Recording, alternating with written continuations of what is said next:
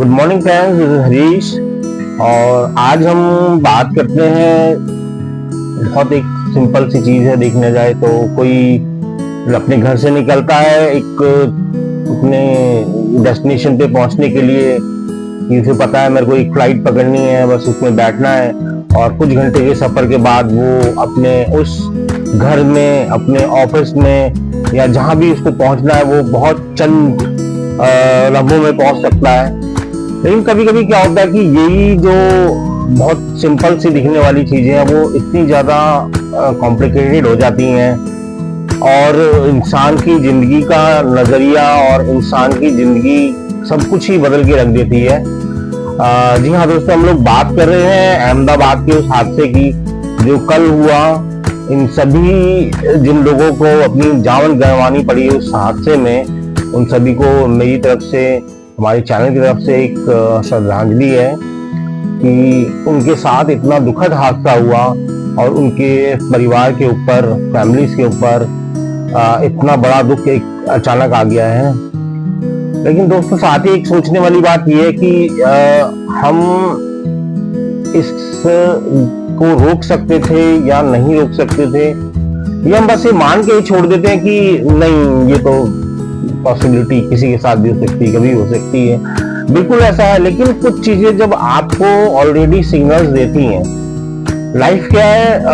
एक नेचर तो अपने आप ही, आप चाहे शरीर के अपने बारे में बात करें, आपका शरीर भी, बॉडी, आपका दिमाग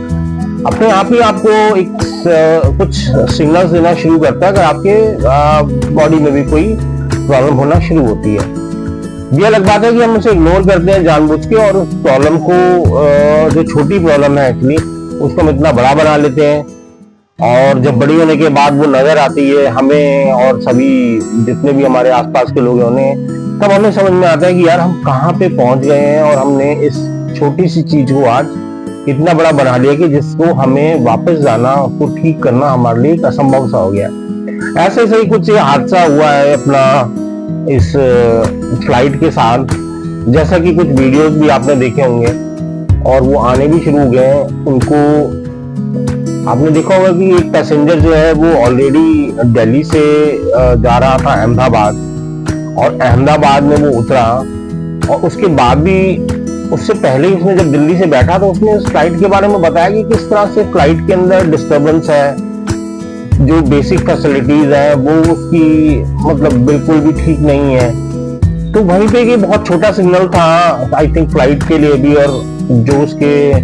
अटेंडेंट है, फ्लाइट के ऑपरेटर्स हैं, उनके लिए भी, कि उनको अगर वो इन सारी चीजों पे, छोटी सी चीजों को देखना शुरू करते तो शायद ये बहुत बड़ी चीजें, बहुत बड़े फॉल्ट नजर आते जो उस फ्लाइट में थे।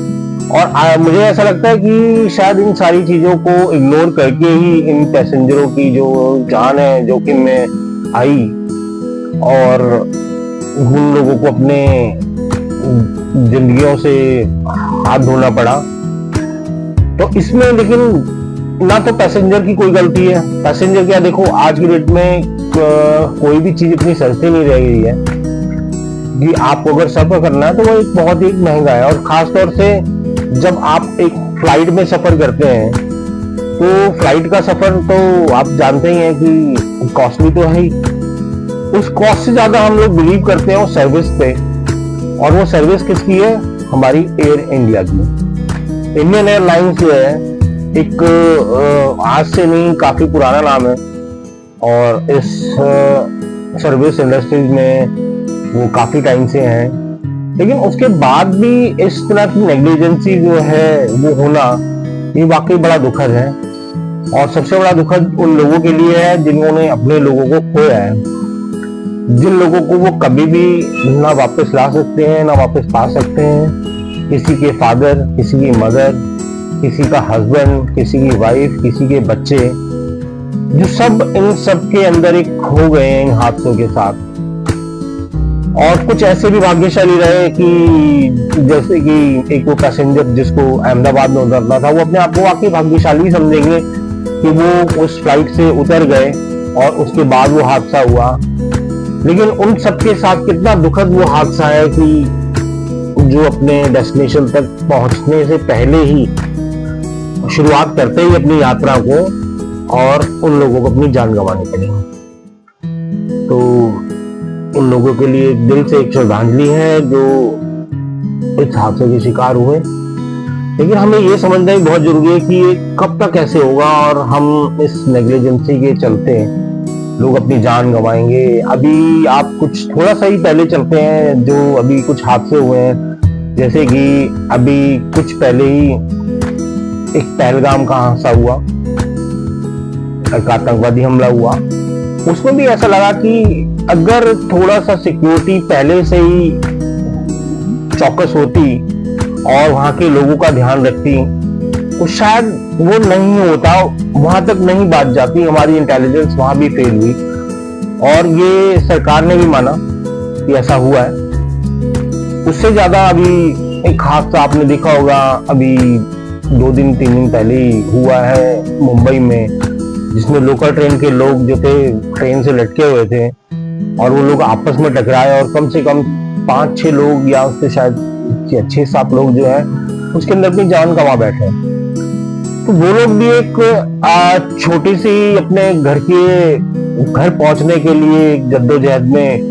लोग अपने लोकल ट्रेन यूज करते हैं जल्दी पहुंचने के लिए,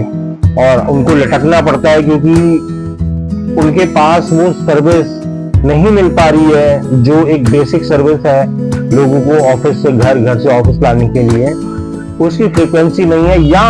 उसके इतनी जगह ही नहीं है उन ट्रेनों में कि वो लोग अंदर आराम से बैठ के अपना ट्रैवल कर पाए। हालांकि वो लोग अपना किराया भी लेते हैं, किराया भी सरकार के पास जाता है। और ये सारी नेग्लिजेंसी उन सिक्योरिटी सर्विसेज की भी है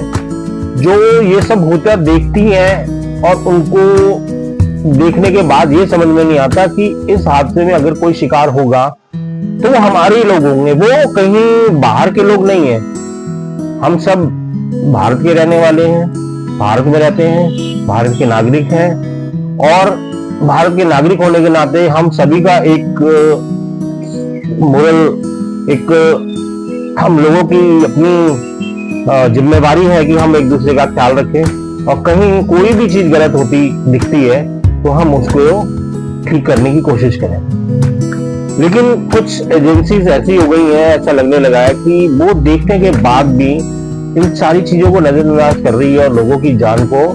एक स्टेक पे लगा रही है कि अगर हो भी जाएगा तो क्या हो गया, चलो। अब ज्यादातर लोग यही मानते हैं नहीं क्या हो गया, कोई नहीं यार, इंडिया में बहुत पॉपुलेशन है। अब पॉपुलेशन है तो वो इसका मतलब ये थोड़ा है कि लोग मरने के लिए ही बैठे हैं। जब मरने के लिए उनकी जान फ्री है, वो अवेलेबल है अपने आप को मतलब रोज सर्व करने के लिए मौत के हाथों, कि हाँ भाई उनको अपनी बेसिक नीड पूरी करने के लिए, अपनी दिनचर्या पूरी करने के लिए आना जाना पड़ता है, तो उसको वो ना करें और उसमें अपनी जान जोखिम में डाल के अपने ऑफिस जाएं, अपने घरों को वापस आए। उससे ज्यादा ये भी है कि अब लोग जाते हैं कि चलो हम अपने घूमने जाते हैं अपनी फैमिली को लेके, बहुत एक शांत माहौल चाहते हैं कि हम घूमने जाएं अपने परिवार के साथ, एंजॉय करें, क्योंकि ये एंजॉयमेंट का टाइम आज की डेट में बहुत मुश्किल से मिलता है, वो भी परिवार के साथ। तो अभी एक और हादसा आपको याद ही होगा, बहुत ज्यादा पुराना वो भी नहीं है। अभी ये कुंभ का मेला हुआ, कुंभ में भी यही माना गया कि बहुत ज्यादा भीड़ है, बहुत ज्यादा रश है। उसमें सारी गलती उन लोगों की निकाली जाती है, निकाली भी गई कि जो लोग वहां पे गए, जिन लोगों ने अपनी जान गंवाई, अपने घर के परिवार के सदस्यों को खोया, वहां पे भी स्टैम्पीड हुआ, आपको पता है। और कुछ घटनाओं को छुपाने की भी कोशिश की गई, बहुत कुछ हुआ, सभी आपको जानते ही हैं उसके बारे में। लेकिन उन लोगों का भी क्या दोष है जो चाहते हैं कि अपने परिवार के साथ उन जगहों पे जाएं घूमने के लिए, अपने परिवार के साथ अच्छा टाइम व्यतीत करने के लिए और उन यादों को हमेशा जिंदगी के लिए समेटने के लिए। लेकिन वहां जाके उनकी यादें जो बन जाती हैं वो तो बन रही हैं कि नहीं यार ये तो मतलब मैं गया ही क्यों, वो ऐसी फीलिंग उनकी आ रही है। और कहाँ आ रही है? अपने देश में, अपनी कंट्री में। वो सोचते हैं, उनको दर्द बैठने लगा है कि हम लोग कैसे करेंगे आगे, कैसे जाएंगे। तो वहां पे कोई भी इस तरह की अनहोनी होने का पूरा चांस है। अब ज्यादा अगर ये हुआ कि रोड पे जाओगे आप तो प्रॉब्लम होगी, ये माना जाता है। लेकिन जो प्रॉब्लम ऐसा लगता है कि खुद ही बना दी गई हैं और उनकी बनने के बाद उनकी तरफ उनको देखा ही नहीं जा रहा उन प्रॉब्लम को सॉल्व करने के लिए, तो इनके लिए कौन जिम्मेवार रहेगा या कौन उसकी जिम्मेदारी लेना चाहता है? क्योंकि ये सारे काम जो है हम लोग, जो आम लोग हैं, आम जनता है और जितने भी हम लोग भारत के निवासी हैं, वो उन सबकी जो एक केयर टेकिंग है वो किसी भी सरकार की होती है। चाहे वो कोई भी सरकार हो, कोई भी गवर्नमेंट आती है जाती है बदलती है, लेकिन लोग वही रहते हैं और लोगों का नजरिया चेंज होता है समय के साथ। तो उस नजरिए को अपना ठीक रखना बहुत ज्यादा जरूरी है कि हम कैसे अपनी सेफ्टी कर पाए, और उस सेफ्टी के लिए जो जिम्मेवार लोग हैं वो उस सेफ्टी को बनाए रखने के लिए, उसको और बेहतर करने के लिए, उसके लिए काम करें और अपनी जिम्मेवारियों को समझें, जिससे कि इस तरह के बड़े हादसे जो हो रहे हैं उन पे कंट्रोल रखो, लगाम लगे, उन लोगों में एक खुशी का माहौल आए, एक डर का माहौल खत्म हो और वो बिना डरे, बिना किसी संदेह के अपनी यात्राओं को, अपने ट्रैवल्स को एंजॉय कर पाए। ताकि अब जो एक डर का माहौल मेरे हिसाब से बना है लोगों के डर में, अब ट्रैवल करते हुए पहले ही इनके दिमाग में यही आएगा, और खास तौर से अगर सेम सर्विस वो यूज कर रहे हैं, सेम फ्लाइट्स उसी एयरलाइंस की यूज कर रहे हैं जिसमें वो हादसा हुआ है, तो उनके अंदर एक ऐसा डर बैठेगा कि वो सोचेंगे कि पता नहीं है हादसा हमारे साथ ही ना हो जाए नेक्स्ट टाइम। तो बस गाइस, इनके लिए बहुत ही दुख की बात लगती है कि इतना बड़ा हादसा हुआ। इससे मैं भी बहुत शॉक्ड हुआ देखते कि इतने सारे लोग हमारे एक साथी, उन लोगों को अपनी जान गंवानी पड़ी। तो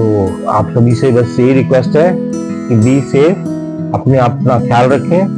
और अपनी ट्रैवलिंग को सेफ बनाने के लिए आप खुद भी पहले जिम्मेवार बने, और जहां पे भी आपको लगता है कि इस तरह की कोई प्रॉब्लम दिख रही है तो कोशिश करें कि उसको ठीक कराया जाए तुरंत के तुरंत, या उसको अवॉइड किया जाए, उस फ्लाइट को या उस यात्रा को अपनी, ताकि आप अपनी जान से हाथ ना धो पाए, जान अपनी ना गंवाने पड़े आपको, और आपके साथ उन लोगों की भी जान है जो आपके साथ ट्रैवल कर रहे हैं, और एक साथ सैकड़ों लोग होते हैं। तो इसलिए हम एक दूसरे का ख्याल रखें और अपनी जर्नी को सेफ बनाएं। तो bye guys, please like and subscribe my channel soul journey.